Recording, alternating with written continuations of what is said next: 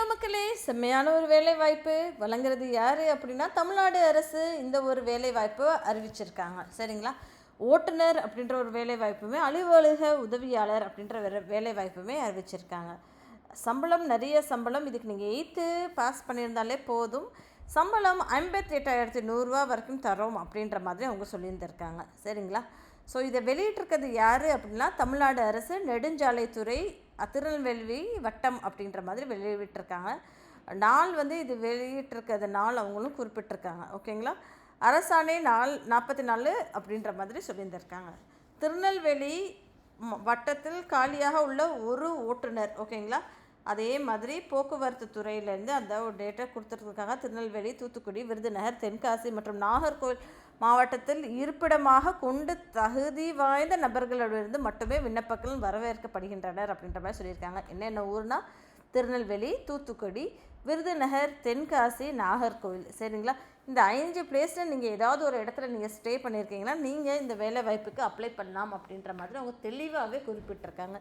சரி, என்னென்ன வேலை அப்படின்னு சொல்லி கேட்டிங்கன்னா ஓட்டுநர் அப்படின்ற ஒரு வேலைங்க. ஓகேங்களா? ஓட்டுநர்னால் நம்ம எல்லாத்துக்குமே தெரியும், டிரைவர். அந்த ஒரு வேலை வாய்ப்புக்கு தான் குவாலிஃபை பண்ணியிருக்காங்க. மோஸ்ட்லி ப்ரிஃபரன்ஸ் யாருக்கு அப்படின்னா எஸ்டி அப்படின்ற பழங்குடியினர் அப்படின்ற ஒரு கேட்டகரி மக்களுக்கு தான் ப்ரிஃபரன்ஸ் கொடுப்போம் அப்படின்ற மாதிரி அவங்க சொல்லியிருந்திருக்காங்க. தகுதி என்ன அப்படின்னு சொல்லி பார்த்தோன்னா வயது 18லேருந்து 35க்குள்ளே இருக்கணுன்ற மாதிரி சொல்லியிருக்காங்க. கல்வி தகுதின்னா 8வது பாஸ் பண்ணியிருந்தால் போதும் அப்படின்ற மாதிரி சொல்லியிருக்காங்க. வாகன ஓட்டுநர் லைசன்ஸ் கண்டிப்பாக இருக்கணும் அப்படின்ற மாதிரி தெளிவாகவே தெரிச்சிருக்காங்க.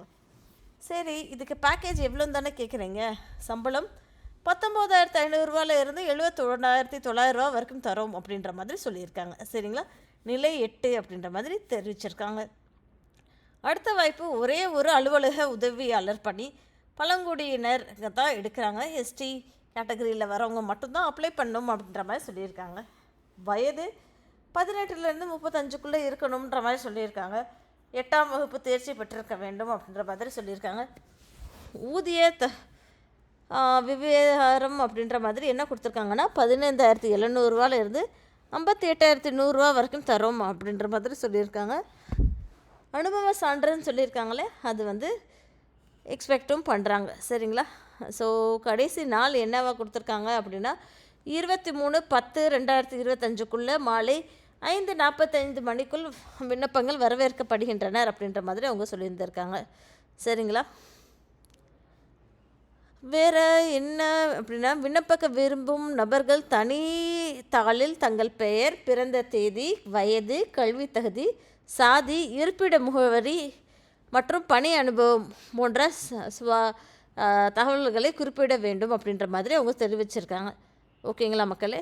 சரி, வேறு ஏதாவது அட்ரஸ்ஸு அலுவலக உதவியாளர் பதவிக்கு அனுப்ப தேவையில்லை அப்படின்ற மாதிரி சொல்லியிருந்திருக்காங்க. ஓகேங்களா?